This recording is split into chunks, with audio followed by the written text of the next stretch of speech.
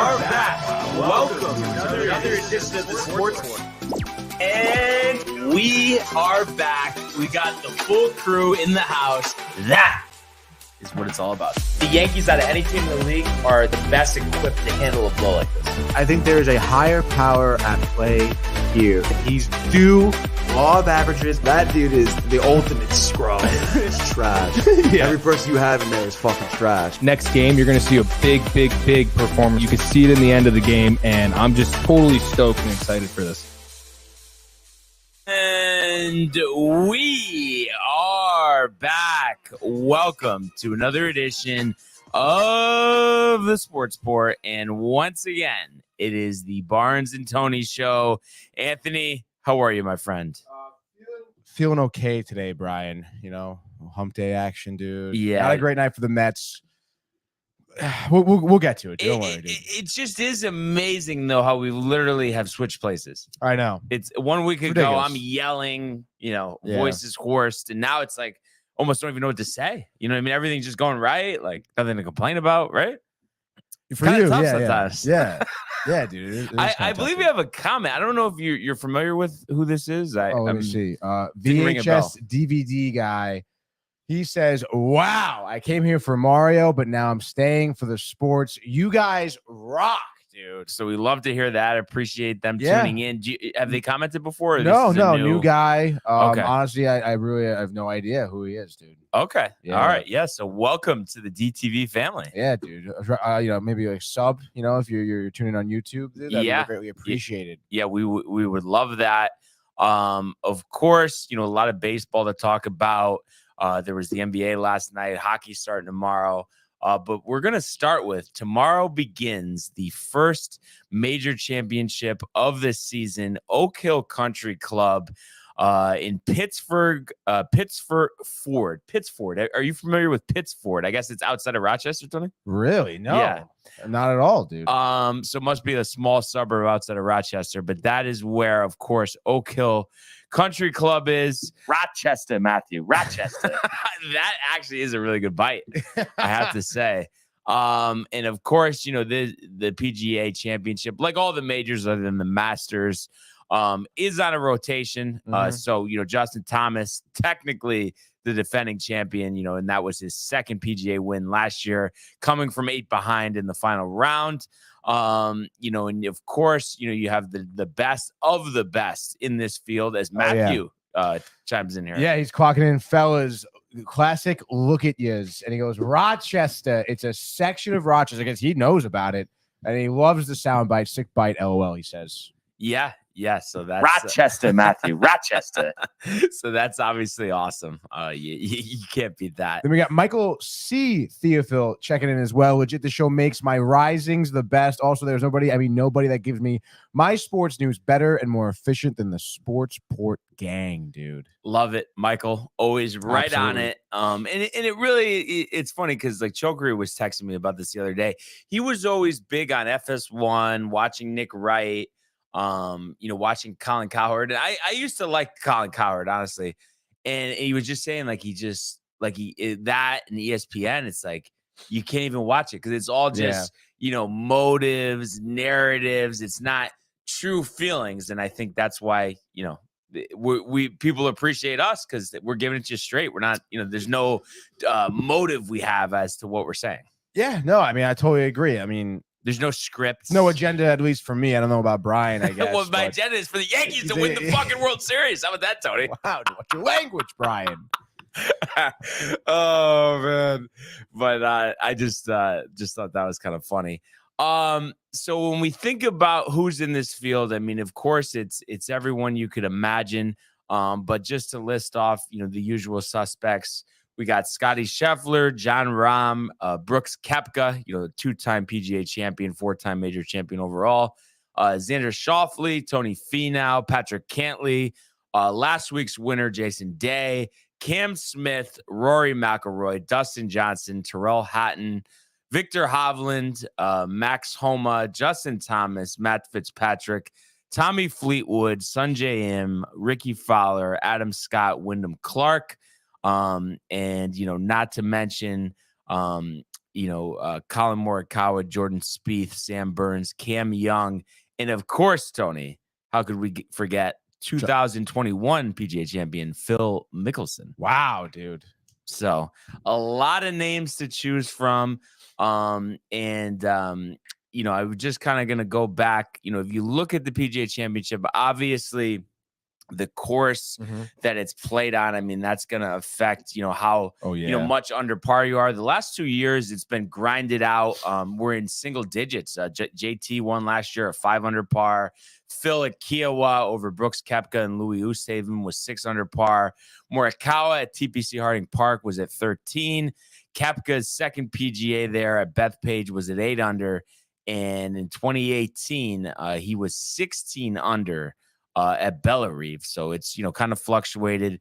The last time, this tournament was held at Oak Hill back in 2013, Jason Duffner won at 10 under par. Jim Furyk, the runner-up. So that just shows, it's been a long time since we've had this tournament at Oak Hill, which makes it all the more special. Oh, yeah, baby. And you know how, big of a deal the Masters is to everybody. And when it comes to the PGA, I feel like that in the U.S. Open, it's kind of different because at least with the Open Championship, you're just thinking about things that make it stand out, make it different than any tournament. Obviously, being across the pond, being on burnt out fairways and all that, the thick rough out there, that kind of differentiates the courses from the normal ones that are in the US and the ones that are played weekly on the PGA Tour. So I kind of wanted to, get your opinion, Tony. My thought possibly, and I don't know if it's like, well, then you're taking away opportunities from plenty of really good courses that deserve to be recognized, to be in the spotlight, to be on display in front of America. What do you think about maybe doing like, I don't know, do you think that they need to cut down on the amount of courses or make it almost just one course to make it, I don't know, more special like the Masters? Or do you think this is the best format? We get to move it up and down, east to west all over the U.S. and see a bunch of different venues. Yeah, no, I honestly, I love the fact that it's different place each year. Because in terms of making it special, it does make like this specific year at Oak Hill, it makes it that much more special because it doesn't come around as often. It's been 10 years. Exactly. It's been a decade. And then, like you said, to see other courses, I mean, I hear you talk about all the different courses you go to. Obviously, there are a lot of beautiful courses like across the country, let alone this area, right? So, I love it. I love the variety, dude. Matthew's talking about playing around at Oak Hill in a couple months. Book me for that, Matthew. Book me. Doesn't matter what the date is, what the time. I'll tee off at 4:40 in the morning. It does not matter. My goodness. I heard you guys golfed yesterday, dude. Yeah, had a great time. Really good to get out there. And it's nice too, because midweek at Gaynor Brennan, the pace is just really strong. I think we were like maybe 3 hours, 15 minutes, on a weekend, maybe a larger course, you might be looking at 4.5, 5. Yeah, dude. And I played it in under 2. But it was a perfect day. We got paired up with someone nice. And it is kind of funny. I feel like golf, and there's other things in life that do this, but it just brings people together. And for whatever the reason may be, Tony, all the rounds. I've been golfing since I was 6 years old. I would say over 90% of the time when you're, let's say it's you and one person, then 2 randoms, or you and 3 people, 1 random, you by yourself and 3 randoms. 90% of the time plus they're good people. You enjoy the round. So it is kind of funny, because you would think you would be bound to have somewhere it's like, oh my God, I can't believe that I'm paired up with this guy, but very rarely. And I think it's just a respect thing for golf. Like, you think that's what it is? Yeah. I mean, I think, in general, again, you can't speak in like a total absolute here, but I mean, in general, people are pretty excited to go golf. Like when I go golfing, you get frustrated, some bad shots, but you're really there just to have a good time and enjoy the fresh air, good company, hopefully some good golf. And these guys, like the guys yesterday, were they playing well? So it was one guy, just one. He was playing well. Nice. I wasn't, keeping track of his scorecard, but he said he shot an 83. And he's like His name was Ray. Matt's commenting on him, but Ray, I dude. want to say, I mean, Matt, you could back me up on this, but I want to say he's, in his 60s, maybe upper 60s. So 83. I mean, I think, that's a pretty good score. Yeah, especially I'm sure he's been golfing a while, huh? Actually, it's interesting. He said took it up late in life. He might even be in his 70s, honestly. I think he said he's only been golfing for like 6 years or something. He said, yeah, I'd say so. Yeah, he would say so, dude. And then I might be tight on the Oak Hill round. He's saying Goose's wedding, LOL. But golf, I don't need to go to the wedding, Tony. You know what I mean? I just want to be on the course. Oh, dude. Yeah, I guess so. Yeah, he picked it up 8 years ago. 8 years ago. Yeah. So it is interesting when you see that. Yeah. But we gotta get you and Michael out there. I know we were supposed to go yesterday. I know it would have with the timing thing. I mean, yeah, it wouldn't have worked out. But I feel like normally though, if we did it at the time we were thinking, it would have worked out. No. Yeah. What time did we say? 2:30 or something? Yeah, originally? We could even go to 3. Yeah. More no, time. that would have been fine. So I mean, what do you honestly do? You think it's possible that we can get it done within 3 weeks? Yeah. So we'll have to just float some dates around out there, yeah. But yeah, definitely a great time. And it's just funny. Matt was even just saying, his perspective on golf compared to like a couple years ago, just those few shots that get you so excited. He just really enjoying it. The weather, Tony. Yeah. I mean, it's just that's what it's all about. I know, it's sick, dude. Imagine if we were on the PGA tour though. That'd be pretty fun, no? Oh, yeah, it really would be. But all of that being said, I'm very interested to see what your thoughts are here. And before you tell me who, I just want to know, is this going to be any type of surprise to me? Like, did you try to mix it up, or is this someone that's top 5 in the world? No, I'm definitely mixing it up a little bit here. All right. And then first time major winner, would it be? I think so. Okay. Yes, definitely. And was there some stats or anything that put you in this direction? Yeah. So I can get into it. The first stat that I was reading actually about specifically the PGA Championship is that in the last decade, there have been 5 winners of this specific championship that had, I think, either 3,000 to 1 or more odds of winning. Wow. So like big underdog spot, it seems like, in the past decade. Or 300, not 3, really 3,000 to 1? Yeah, dude. 2001. Can you send me the article, or can we pull it out? Yeah, let me see if I can pull it up. 3,000 though just sounds ridiculous. Like maybe 300. Championship. 3,000 sounds like I'm playing. Yeah, dude. Well, I think we've seen winners. Yeah. 30 to 1, to win. What? I can't. Wait, do they have a list? I'm just curious who else was. I guess we can look at past winners, I guess. Oh, well, no, I think they're showing it though. Jason Day, 28 to 1. No, this is like this. He's like saying, these are guys who are floating around there. Okay. That is interesting though. I know, pretty interesting, right? And then sorry, not that, but also 3,000 to 1. 30 to 1 odds. Oh, okay. So I got it, because it's not 3,001 plus 3,000, 30 to 1. Okay, because I thought you were saying 3,000 to 1, like you put $1, they win, you get $3,000. Oh, like, no, that would be ridiculous. But I forget where I was actually going with that. Anyway, all right. So obviously my pick is at plus 4,000 right now. All right. And his name is Tyrell Hatton. Wow. Okay. Right? So Englishman, 31 years old. And you look at his past few tournaments, dude. Most recently, at Byron Nelson, he's tied for 5th. Before that, Wells Fargo tied for 3rd. He came in 2nd at the Players. So he has, proven that he could kind of hang with some good golfers. Great. He putts really well. And honestly, probably what I was looking at, which was the biggest thing, which involved the weather forecast over there. This morning, it was like 30 degrees, by the way, which is, frigid in Rochester. And then this weekend, it's going to be like rainy and overcast and windy. Really? And it's going to be like a high of like 65, dude. Really? Day. Yeah. But it's going to be like beautiful here. And that's only like, I mean, I guess it's far, but not like on the other side of the country, Well, that's the weather forecast, Brian. No, I'm saying, isn't it kind of interesting? No, it is kind of interesting. And obviously, I would imagine someone like Hatton, growing up in a place like England, probably deals with a lot of that weather, probably played in that weather before.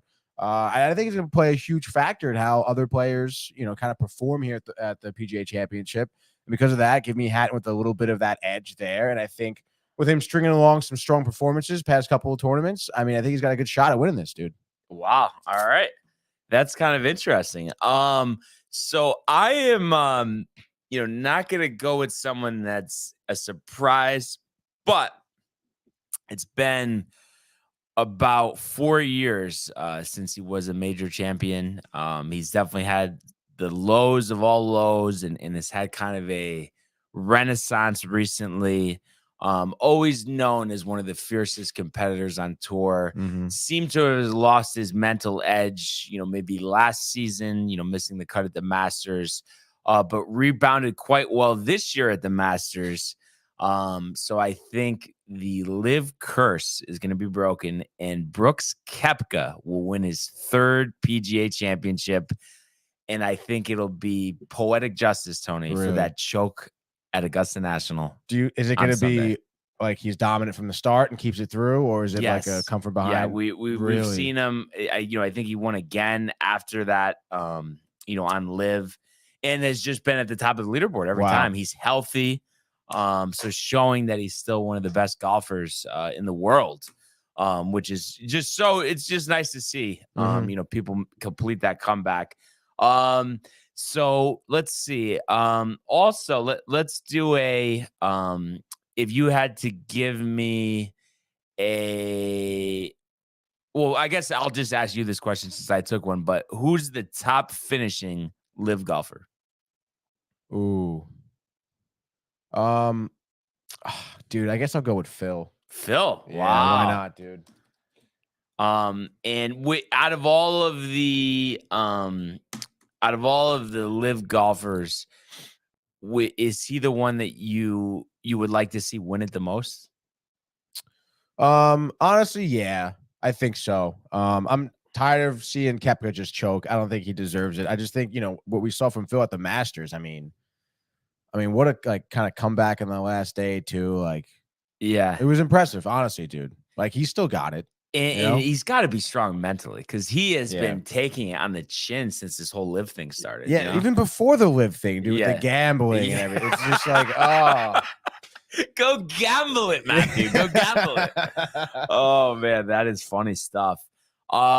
And yeah, I guess if, obviously, like I said, I took Brooks for my live golfer, but I guess if I had to take besides him, who's going to finish near the top, I'm going to say Cam Smith. He's been a little quiet. I mean, I know obviously he's just had one tournament with all these guys, but even on the live side, he hasn't won anything. So I think he'll have a nice performance here, maybe a top 5, more than likely a top 10.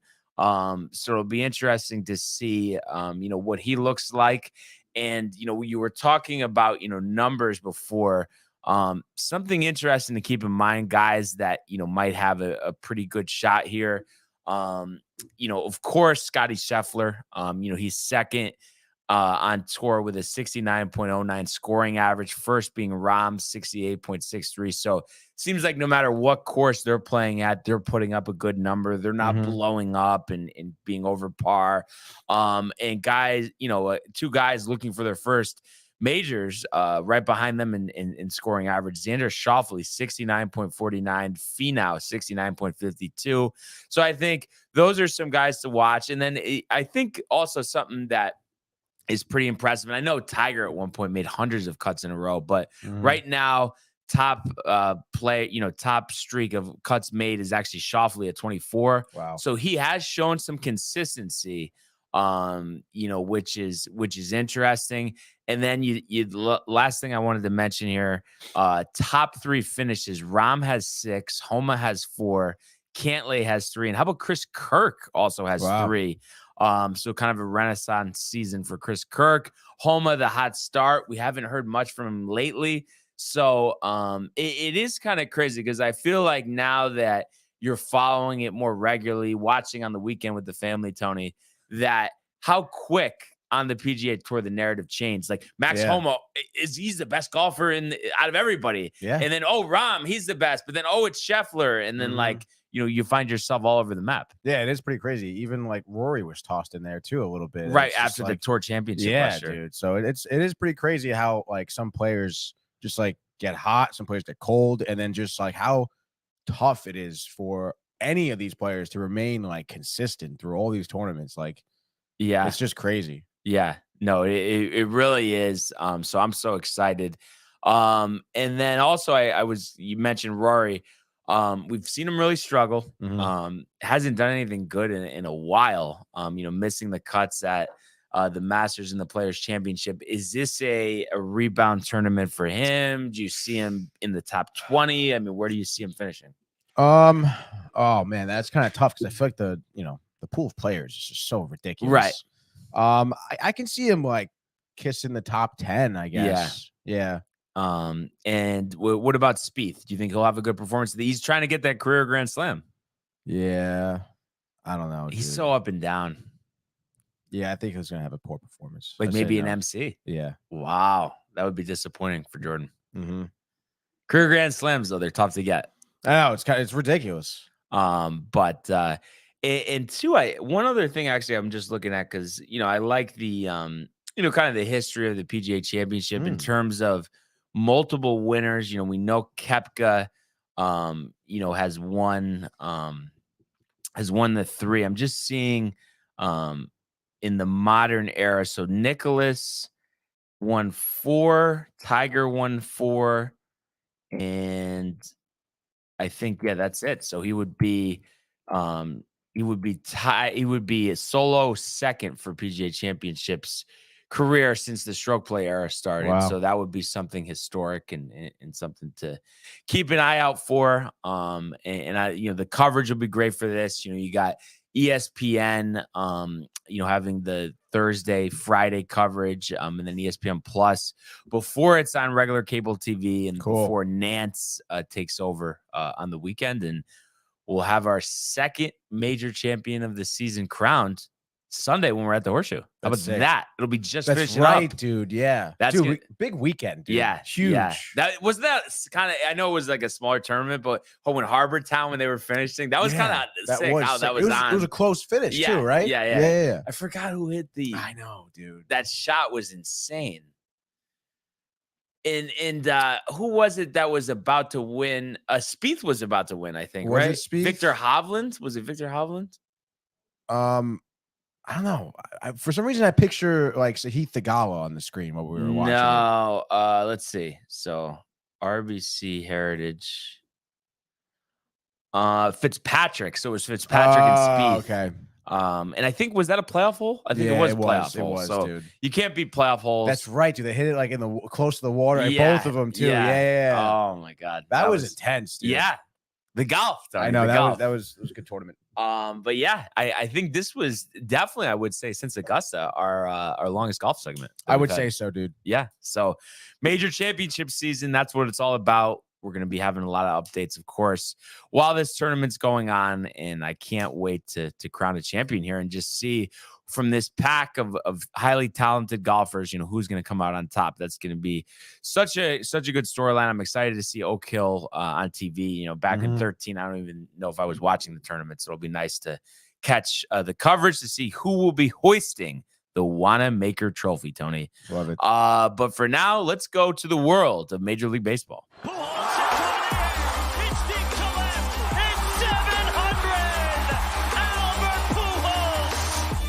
What a play!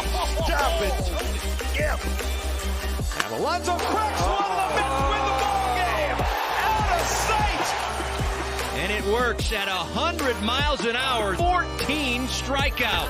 Drove deep to left field. There it goes. See ya. Right. All right. So that soundbite applies again, as the Yankees defeat the Blue Jays last night 6-3. So another big win for the Yankees, who all of a sudden, since I was, getting a little upset last Friday, have won 4 out of 5 against division opponents, division rivals, teams that are going to be in the playoffs, some of the best teams in the American League. Obviously, the Rays at the top of that list. And they did this having to go to the bullpen early. Unfortunately, because Domingo Germán, had pitched 3 great innings, didn't allow a hit, had 2 strikeouts. But like we've seen with Domingo Germán, going back to when he was suspended for the domestic violence incident a few years back, just not using his head, and he gets ejected after having a close call, a couple of weeks ago when he had the no-hitter late into the game with he had to wash his hands, and this, I guess, there was spider tack, or if it was pine tar mixed with rosin, whatever the case may be. So he puts the Yankees in a hole after only 37 pitches, is removed from the game. Ian Hamilton comes in to relieve him. He ends up leaving with a groin injury. Hopefully he's okay. Because he's been an important part of this bullpen. Yankees got going with the scoring off Gausman, who had him at bay the first 2 innings, but then they're able to get a RBI single from Gleyber Torres that made it 1-0. Harrison Bader grounded into a double play, but Trevino scores on the double play to make it 2-0. And then, Hamilton lifted after 2/3 of an inning. Marinaccio in, gets the final out with the bases loaded.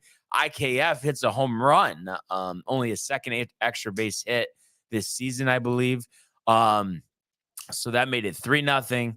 And then Ron Marinaccio in the bottom of the 5th inning runs into some trouble. And, they have to go to Ryan Weber to get the final out of the inning. But Marinaccio, all of a sudden, ERA approaching 5, 1 inning, 4 hits, 3 runs, no walks, 1 strikeout, and the home run allowed. But fortunately for the Yankees, him giving up the home run, and then also the Jays adding 2 additional runs on a Bichette double, Guerrero single, make it 3-3. The Yankees answer back, and who else? He's been on fire since coming back from the injured list. Aaron Judge with an absolute bomb to center, 448 feet. I don't know if you saw the home run, Tony, but it hit some maple leaf sign they have there. Yeah, they broke it. I like what they did with the renovations there, though, at the Rogers Center. Yeah, it's cool. I would definitely want to go there, honestly. And I've been there, but it was at this point 18 years ago. Wow. Is it just me though, or where like the outfield area is? Does it seem like it's so much higher up than like almost any other ballpark? High. I don't know about any other ballpark, seats, but it does seem really high. Yeah. Like if you're thinking about where Yankees, it almost seems like double as high. Oh my God, yeah. Yeah, or more maybe. So, that was huge by Judge. And then, Clay Holmes pitches the 8th inning, just allows 1 hit, gets a strikeout. So he's kind of settled down now that he's out of the closer's role. Gleyber hits a sac fly to score IKF, who had reached on a single after stealing second, and then tagging up on another sac fly to make it 6-3. Wandy Peralta, ice in his veins, 3rd save of the season, working around a 2-out walk, only throwing 9 pitches. So dominant with that changeup. 1.65 ERA this season. Yankees with the win moved to 25-19. Love it. Jays with the loss moved to 24-18. So the Yankees moving ahead of the Jays, in the past couple of days, that went from last to 3rd and look to continue to climb up the ladder here in terms of the hierarchy in the AL East. And just offensively, it's been so refreshing. It seems like since that game last Thursday, just every game they're putting up 5 runs, 6 runs, 7 runs, approaching 10 hits. In this one specifically, 6 runs, 9 hits. And you look at, Gleyber had 2 hits and 2 RBIs. Judge, of course, with the big home run, and then IKF, having 2 hits. How about Jose Trevino having 3 hits? Love so, a different guy every night contributing. That's what it's all about. Obviously, just the 2 concerning things are, you would imagine it's an automatic 10-game suspension for Domingo Germán. So first, it's like, who replaces him? They did just option down Devi Garcia. Do they bring him back up when his turn in the rotation comes around? Also, there's been some hype about this guy, Matt Crook, He's a minor league pitcher, and I guess he's been dominant this year. I was just gonna do a quick stat check. Looks like he's 28 years old. Love it. And was a first-round pick by the Giants. Oh, but then okay. Wow. Okay. So I've never seen this, Tony. He didn't sign his contract in 2013, then went back to the draft and was a 4th-round pick. That's tough. Wow. So that's why By he's the like, Yankees. Who? No. He was the Giants. Again, Giants twice? Yeah. Are you kidding me? Yeah. Isn't that crazy? Oh my gosh, that is crazy. So that's one of those things, a lot of times, we talk about like Judge, for instance, betting on yourself, it works, but it doesn't always work. But this year, so I guess last year he was mostly a starter, had 7 relief appearances. This year, he's been a reliever, only a 1.42 ERA, and has struck out 26 over 12 and 2/3 innings. Wow. So I don't know if they would do an opener situation, try to stretch him back out. But I mean, one of those things, if you're dominating in a role, keep it there. Let's not go back and forth. So, maybe a combination of him and Devi kind of filling that void for Herman. That'd be sick. And, a lot of Yankee fans were upset, on Twitter last night. Here we go again with Herman. We gave him the second chance with the domestic violence issue. Oh, my God. It's almost like he hasn't learned his lesson just in terms of like, there isn't margin for error. This is big time. You can't be doing stuff like this. I wonder if his role with this team is in question. The only thing is we need him. I mean, we're starting Brito, we're starting Schmidt. Severino might start, this weekend. But, Rodon still has a ways. Montas not anytime soon, if at all, this year. What do you think they do here? Do you think that he gets another shot? Yeah, I guess. But really not warranted. Other than he's pitched okay this year, had some good starts. Right. And again, obviously now that's in question with him getting caught with whatever substance it was and everything. And you would imagine, I know you said like minimum like 10 games. 10 game suspension. Scherzer just like what Scherzer got. Yeah. Has he been caught with illegal substances before? Well, remember he had to wash it off when he had that no-hitter into the eighth. Was yeah. But other than that, he's never like actually been pinched for But it yeah. I don't know, dude. So I guess, but really he's got, I mean, he literally has no margin for error now. I mean, that's for sure. And they're going to be checking him when he comes back. It's like, right, exactly. And then I haven't seen anything further on Hamilton. Usually, even if it is a little groin issue, that turns into like a decent amount of time in the injured list stint. Hopefully that's not the case, but I would imagine Crook would probably be called up to take his spot, and then maybe Devi in the rotation. That's the only thing I could think of. Yeah, which isn't the worst thing in the world. Yeah, so we'll have to see kind of what the response is. Weber pitched 2 1/3 scoreless last night. He could always start games as well. So a couple different places they can go. What do you think about Wandy as the long-term closer? This was his 3rd save of the season. Seems like he has a confidence level every time he comes into these games. I mean, does it make sense in your eyes? Yeah, I was going to say, I feel like in the past, I didn't really have that confidence in him. But like you said, 3rd save of the season. He's come in high leverage situations before. Against a decent lineup. I mean, I would say, like, why not?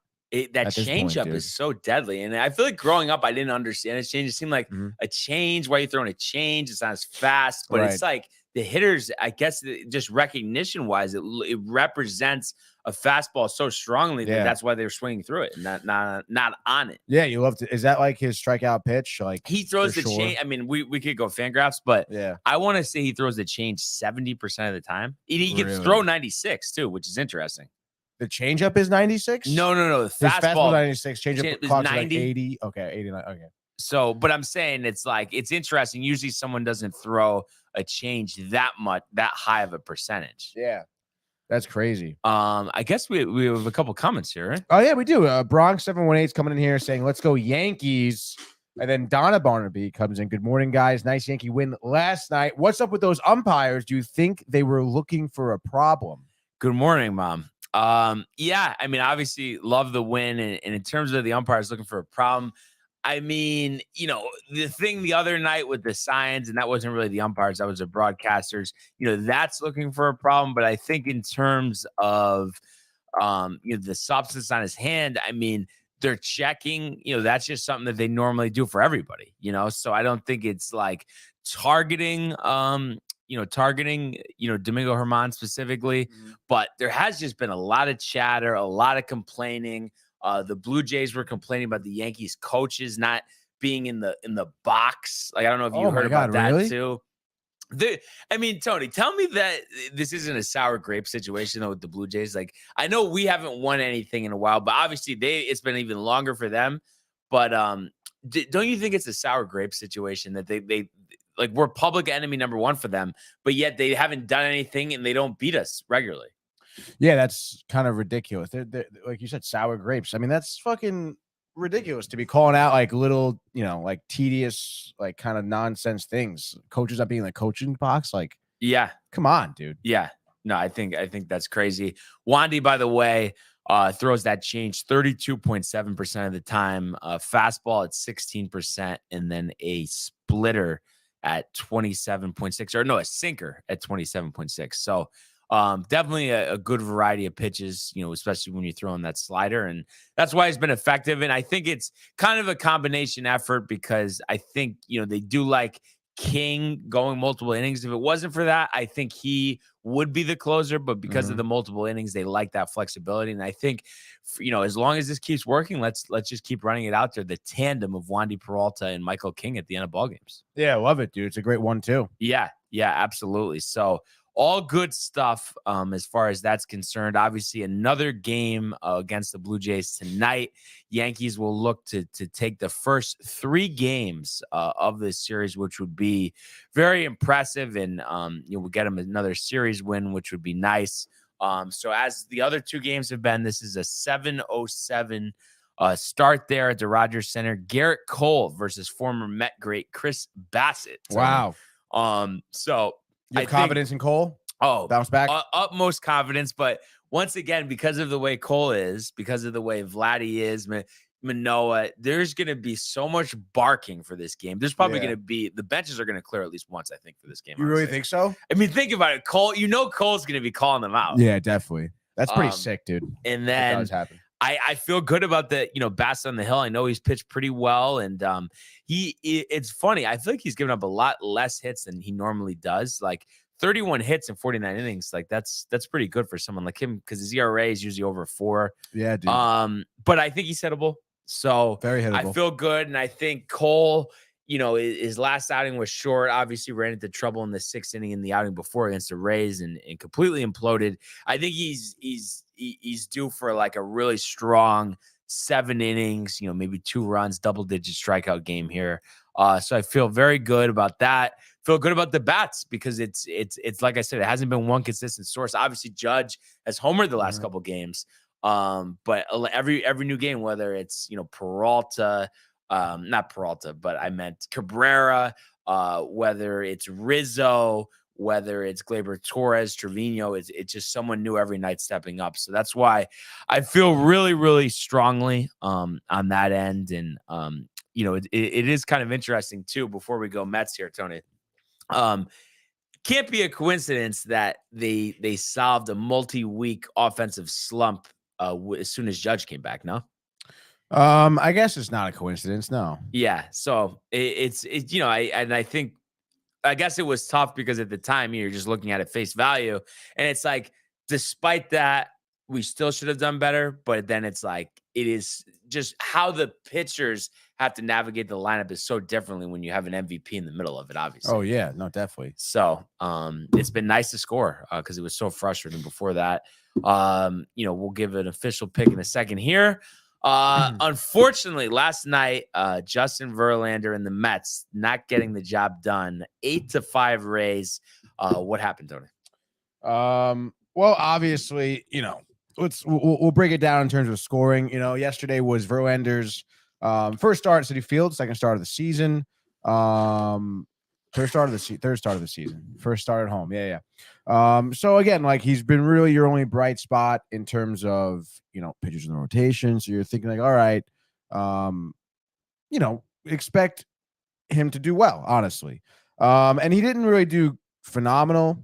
I mean, I guess it could have been a lot worse, but basically, he comes out there, first inning was kind of a breeze for him. I think it was a first pitch, like fly out. I think he got a strikeout, and then another ground out to end the inning. So it was, I don't know, maybe like an 8 pitch inning for him or something like that. So it was quick. You're thinking, all right, this is great. Give us some depth. Like, let's go. He'll be warming up too as the innings go by. So you should start getting some more strikeouts. That wasn't exactly the case. Top of the third, he ran into some trouble. Gave a hit to Ramirez, Franco, and then Paredes, homer to left field, making it 3-0 Rays. And then fourth inning, Verlander gives up another home run. RBI single from Ramirez, making it 4-0. And then in the fifth is when he gave up another home run, second to Paredes, making it 5-0. That was just a solo shot. That was a 2-run shot, making it 6-0. And, at that point, Scherzer kind of finished the fifth inning there. His final line was 8 hits, 6 earned runs, 2 walks, 3 Ks, obviously giving up 2 home runs. And, at that point, after Verlander's start, the Mets now lead the National League in walks given and home runs given up. So not the stats you want to be on top of. Yeah, obviously, with stats like that, it's going to be really hard to win games. For example, last night, and through these first 5 innings, I think maybe the Mets had 3 hits or something like that, 2 hits. I think they were hitless through 4. And then fifth inning, they got a couple of hits. But I mean, it's like, with all this, with all these runs given up, I think that was I want to say 9th game in a row that they've given up. Never mind. Scratch that. We've seen the Mets kind of come back a little bit and answer in these first couple innings. And now it was just like absolute, there's nothing for the first 4 or 5 innings, really. The fifth inning, you get a home run by Beatty, which is great. Unfortunately, it was a solo shot with no one else on base. In the 6th inning, Leon gives up a home run from Siri, bolstering their score. It's 7-1 at this point. 7th inning, Alonso hits a home run, which was great to see after a while. I think that was his 14th of the season. McNeil was on base, 2-run dinger. It's like 7-3. You're kind of battling back a little bit. Ramirez gets another RBI single in the 8th, unfortunately, I think from Drew Smith. Yeah, gives up that run, making it 8-3. And you actually kind of 9th inning, you battle back a little bit. Escobar ends up hitting a dinger with Alonso on base, making it 8-5. Were you thinking they were going to come back at that point? I was honestly, I don't know. I'm trying to remember. I believe that was a 2-out home run. Mm-hmm. And there was I'm trying to remember. I think right before that, we had 2 men, or we had McNeil, I think, was on base. McNeil had a great base hit to start off. Just to start off a little bit of a rally. He was a leadoff batter there. And then I think Alonso grounds out into a double play. Somebody grounded out a double play. Let me just check here. Alonso grounded out into a double play at that point, which was kind of annoying. Because then Escobar comes up, has a man on, ends up getting a home run. It could have been, if we had 2 other men on, you're looking at a 1-run game. And then after that, Marte's up, he fouls out, Beatty grounds out to second. So it was tough, dude, because you did kind of get a little inclination of it's a little bit of a comeback. But it wasn't there. And I think a lot of it, personally for me, I don't know. I kind of thought it was there could have been a comeback and potentially stealing this game, because looking at the Mets, I think for the first time this season, they were visibly frustrated with each other on the field.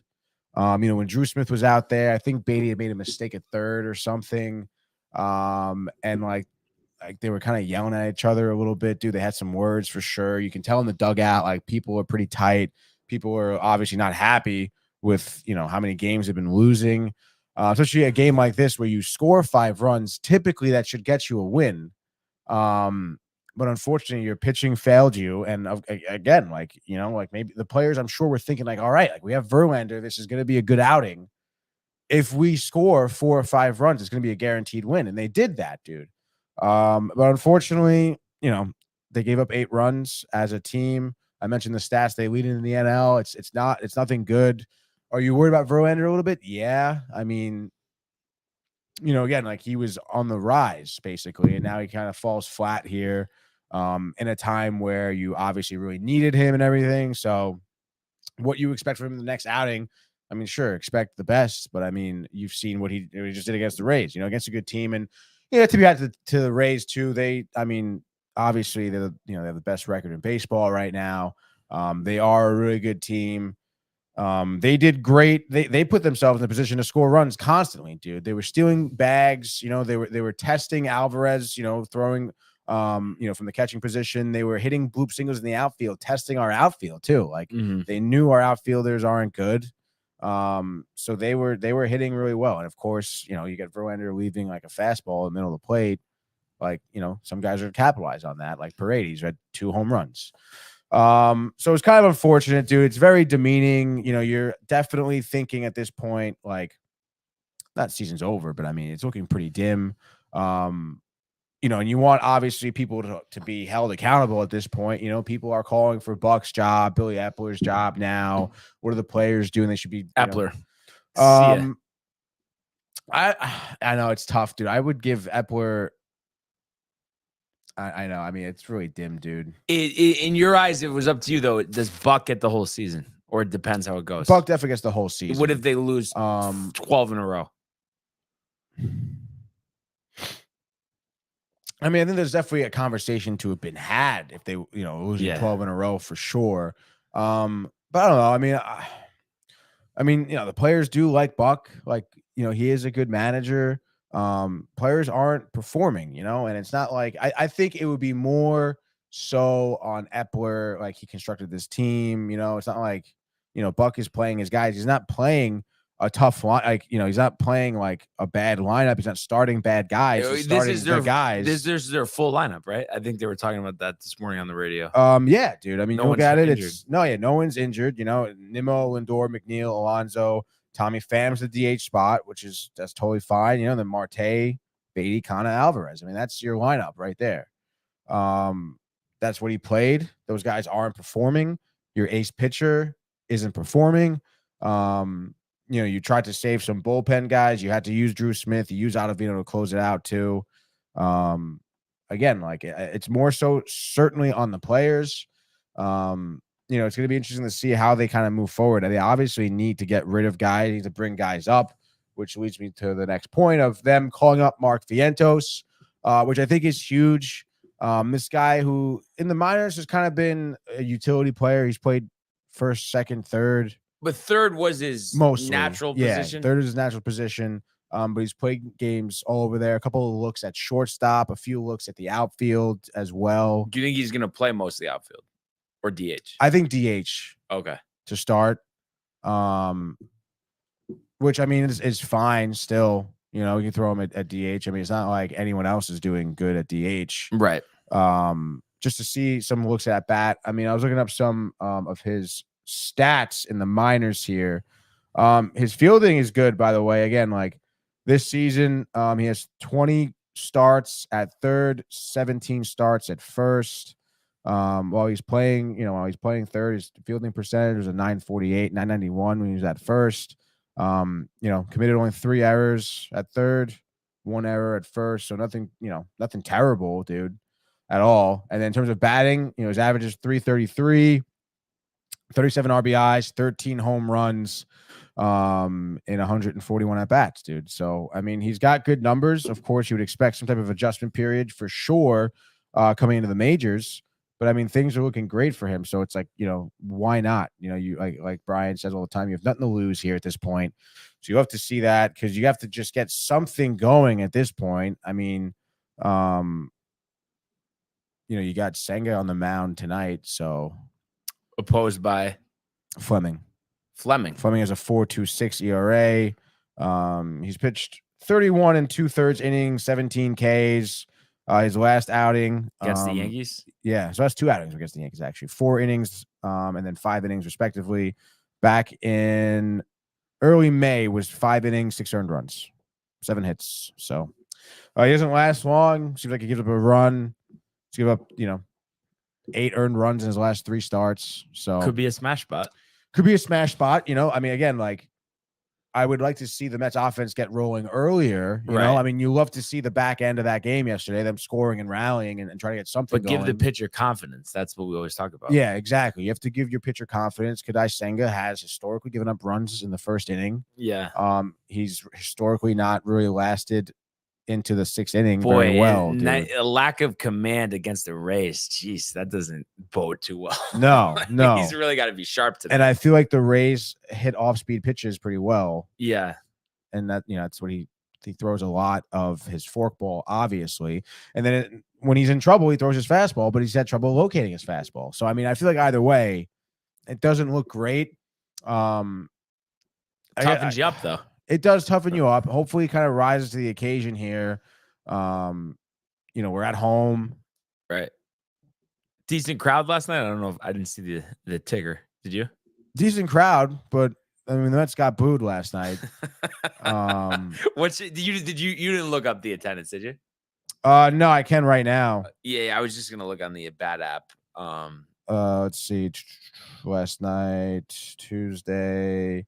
Looks like we have a 67% full at about 28,296. change. I mean, I know the Rays don't drop, but still, is it the train? Is it the train? No, I mean, no, it's the start. There's 11 million people in New York City. You know that? Yeah. So it's like, but it's the start because they've had this problem though. They're never like a 40,000 during the week or even 35,000 during the week. No. I mean, I think right now the Mets suck, dude. No one wants to go to see them. Like, probably the biggest juice it was Verlander's first start at Citi Field. Like, look how that went, like right. And then, of course, people know it's the Rays too, so it's like they're a good team. Yeah. Yeah. So no, I got you. What do you think about Befur's kind of excitement here about Vientos, Vogelback, a nice win tonight? I mean, what do you think about all that? I don't know, dude. It's obviously pumped for Vientos too. He says coming to the show.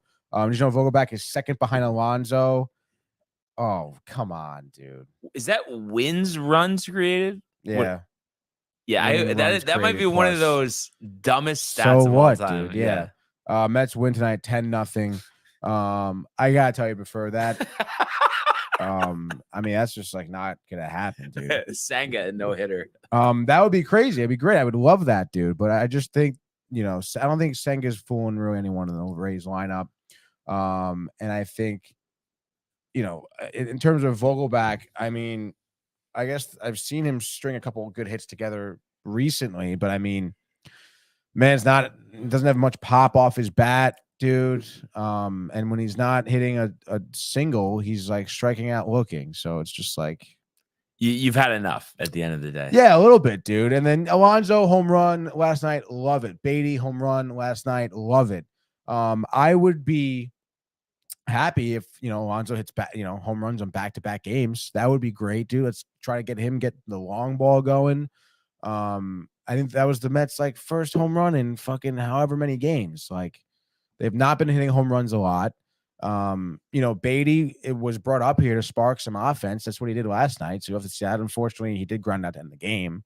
But young, big spot. He learns from it. Sure. Again, like, seeing the Mets score 5 runs last night, that's great. Let's do it again tonight, dude. And let's try to keep, our earned runs low here. Senga's got to be on, we got to be on the same page here. And I'll tell you right now, if the Mets lose another game here to the Rays at home, I think you're going to start really seeing it with the players. Yeah. I mean, they were not happy about getting booed, obviously. Who's happy about getting booed? And they were visibly frustrated. I mean, it's kind of like they're having enough at this point. So it seems like things are kind of bottlenecking. So unfortunately, I think if this continues, there's going to have to be some significant rash moves made. Hopefully, like Prefers alluding to too, Vientos coming up, generate some offense, some spark, some youth. Him, Beatty, Alvarez. Like, let's go, dude. Let's try to get something going. Alvarez did look good, honestly, last night. He was tested. He had some phenomenal throws. I forget who stole. I think maybe Ramirez stole on him in like the 7th, and he threw a perfect throw, but just Ramirez is fast and he got a good jump on it. It's all it was. He was 0 for 3 last night in terms of offense. So maybe we can get something else going because we saw him kind of heating up, a few games ago before the Rays. So there's some bright spots. Like again, like the Mets, it's winnable if their players execute here. You know, have they been executing consistently? No. So is there reason for me to believe that they will? No. But you're always hopeful, Brian. Are you hopeful, Tony? Because you don't sound too convinced right now. I mean, no, I'm not convinced, dude. I'm not at all, but I am hopeful. Always hopeful, dude. And, and I just want to make sure I'm right about this. So yesterday, I feel like I must have hit backspace by accident because Angels, Dodgers, obviously you always take the Mets. That was the night before, right? Yeah. Yesterday was obviously the Mets. And then I want to say, did you go Twins? Who do the Twins play? The Dodgers. No, I don't think I took them back. Did to you back. go Maybe Cardinals though? I feel like you took no. Oh, geez, dude. Cardinals. Did Monty pitch? Yeah. I remember talking about him. So Okay, yeah. so that's a not. And then who was the last one? Was it? Did you go Guardians? I think you did go Guardians, right? Bieber. Yeah, I think so. Okay, so 44-45. Wow, dude. So very close here. And I feel like with that being said, Tony, I feel like you're not going to take the Mets. No? Or I mean, you're dude, giving it one more try. I don't think I can, dude.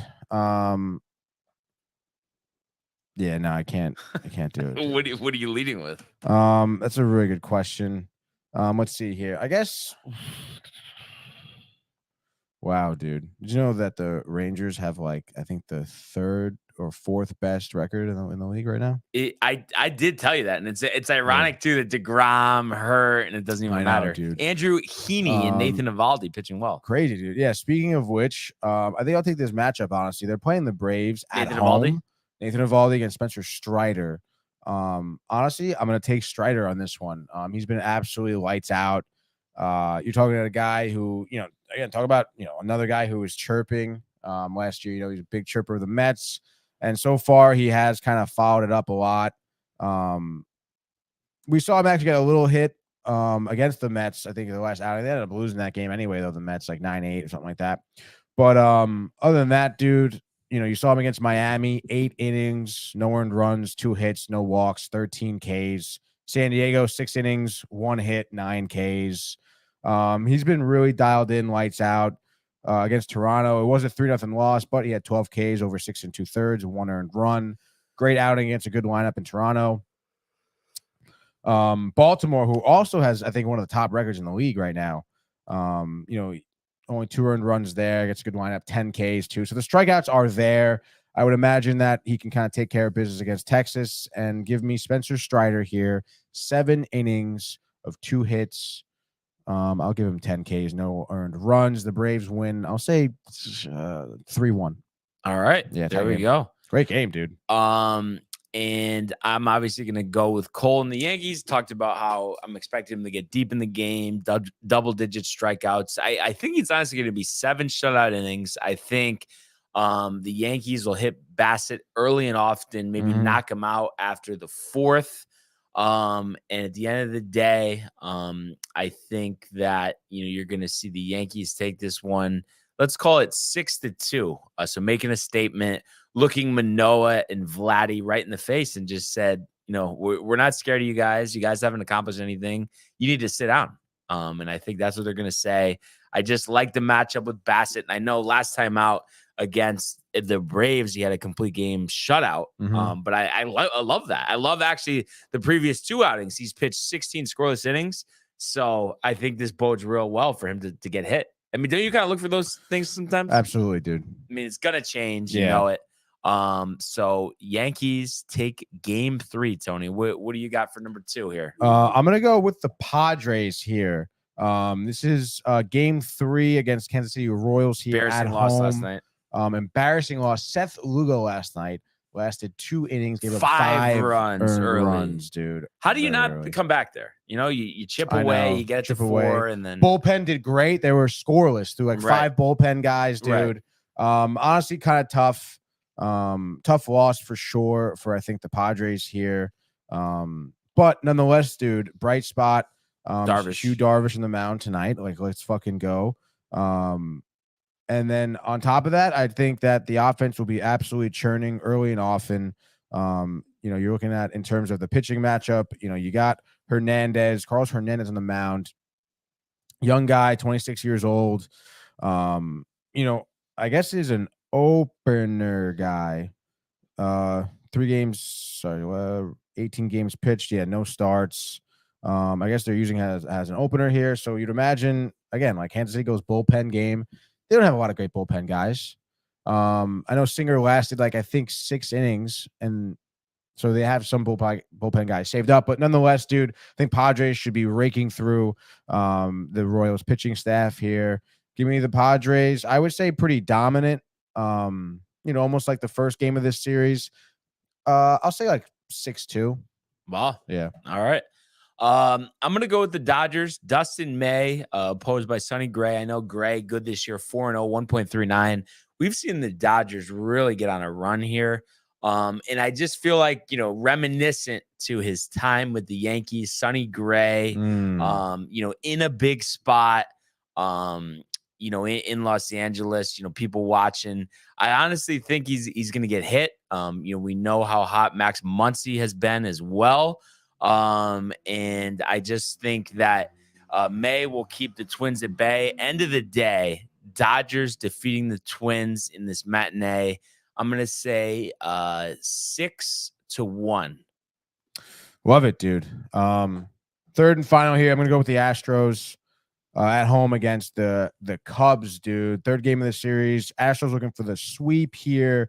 They won yesterday, I think 7-4 or something like that. 7-3. Won the first game 6-4. JP France on the mound for Houston. So far, 28 years old, righty. 2 starts this season. Most recent one against the White Sox. 6 1/3, 3 hits, 1 earned run, 1 walk. That 1 earned run was off a solo shot too. So he's been pitching pretty well, surprisingly, for a young buck like that. And the Astros, are going to score. So I would say, again, similar to last night, I say Astros win this one. Let's say 5-3. Let's go, Tony. Yeah, let's go. Let's go. Right or no? Yeah. Before I say my last pick here, Quick, gotta go. Sanchez hitting over 300 with a dinger. Before mentions it. How do you feel? I mean, at this point, why not or no? That he could just run into a couple? Like a DH, you Yeah. think? Yeah, I would say Viento's a DH right now. I would like that. Actually, I don't know, dude. Again, Just to give you a spark. Kana is so tough though. DFA. Honestly, at this point, yeah, if Vientos in left and then bring up Sanchez for the DH spot. Imagine he hits 5 homers in a couple weeks. That'd be pretty sweet, dude. I mean, hey, man. I mean, that's as long as he's not behind the plate, we're fine. All right. Just wanted to check with you. Yeah, let's do it, dude. All right. So for my last pick here, give me you know what? I'll try it one more time. Didn't work yesterday, but I'll take the Mariners over the Sox. Bayo, Tony. You like talking Bayo getting bombed. ERA's over 5. Sucks, dude. It's over. And I think Seattle will get churning. Ty France, 4 hits. He's been on fire recently. Yeah. Marco Gonzalez will get in and out of trouble. 6 innings, 3 earned. But the Mariners offense scores 7 and wins this game 7-4, Tony, over the Boston Red Sox. It's a good pick right there, I think. Very, very strong. Yeah.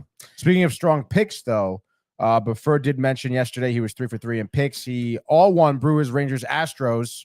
And then we have his predictions for tonight: Toronto, Mets, and Diamondbacks. I would say you have 1 good pick there, maybe 2. Yeah, you think so? Yeah. Is it kind of funny though? I feel like Buffer with chirping me and the Yankees has kind of been silenced. No? Yeah, I guess so. I don't know. I never know what prefer, dude. Michael clocks in here too. May, end of the day, matinee. Brian, the rapper. Jay Bird says, LOL. I thought the same thing. I didn't even mean to do that. Spitting bars. Jay Bird says, Barnes, the poet. At Michael C. Theophil says, prefer. Great behind the scenes video. Excellent, Thank you, if prefer. anybody hasn't caught that. Yeah, great job. Renee kind of led the editing there, dude. Absolute amazing stuff. Michael says, thanks. And then DTV team is incredible, is what Michael says, dude.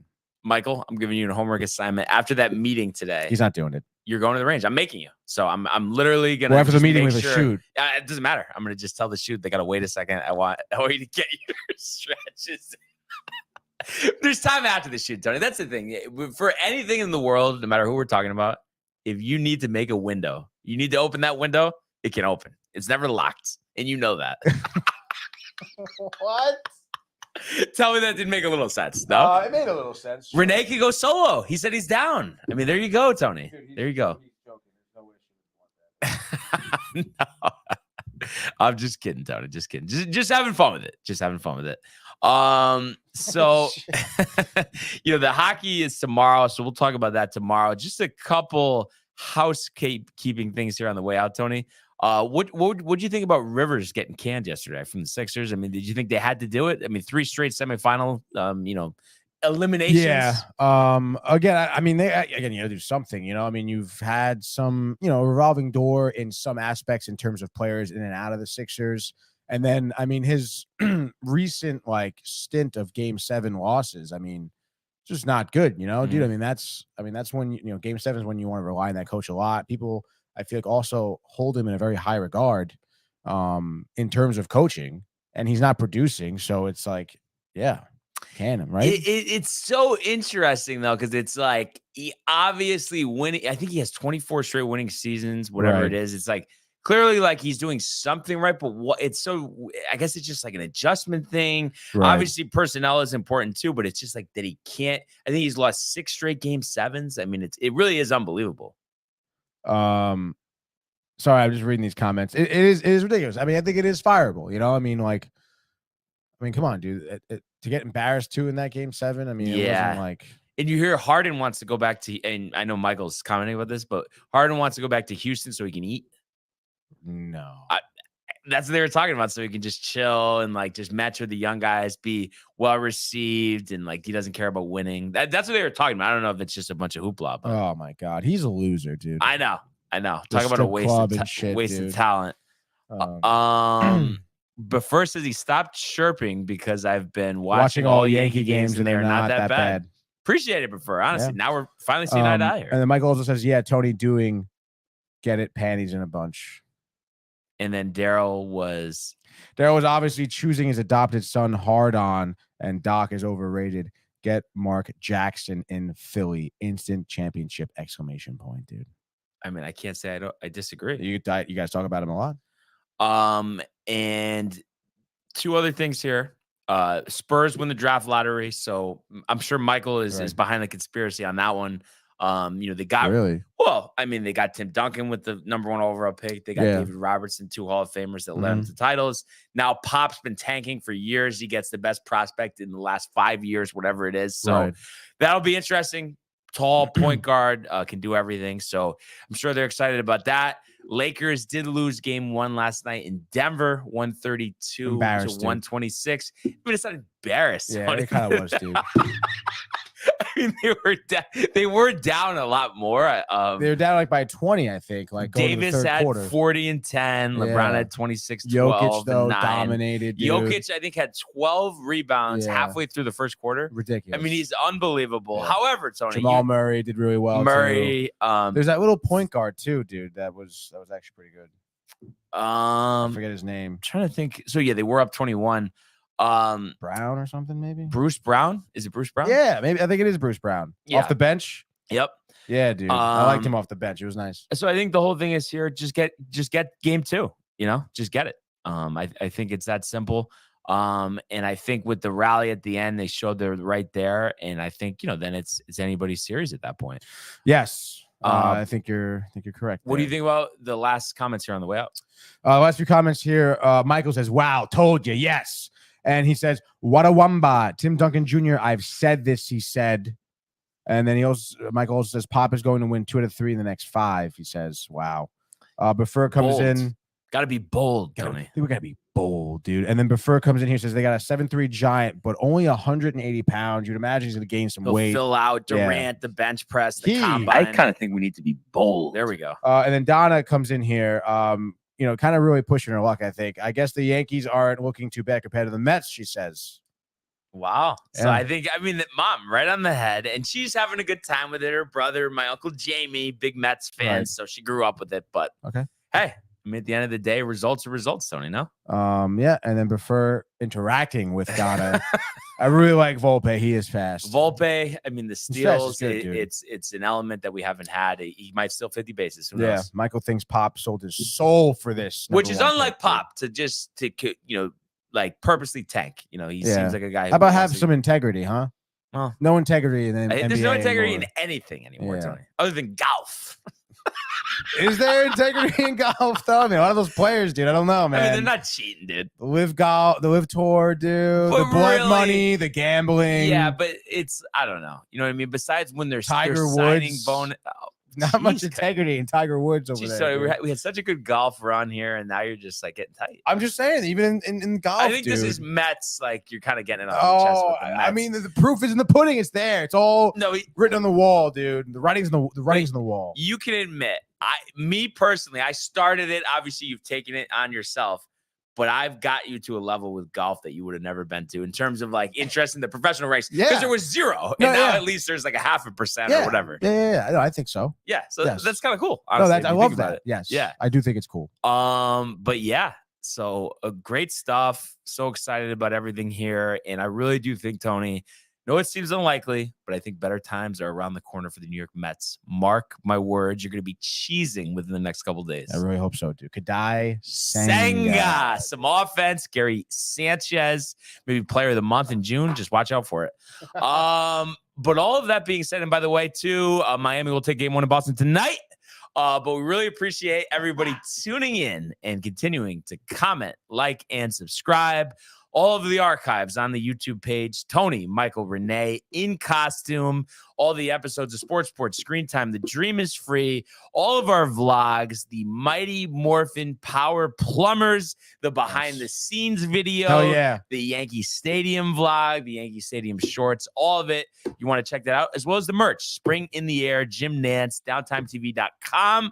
We want everybody to enjoy the day. Let's go Yankees for Tony's sake. Let's go Mets. And we will see you. Hey guys, Tony here from Downtime TV checking in. I want to thank all our fans out there who's been liking, subscribing, sharing our content. You guys are the best. You guys are our bloodline. You make us love what we do. Thanks again.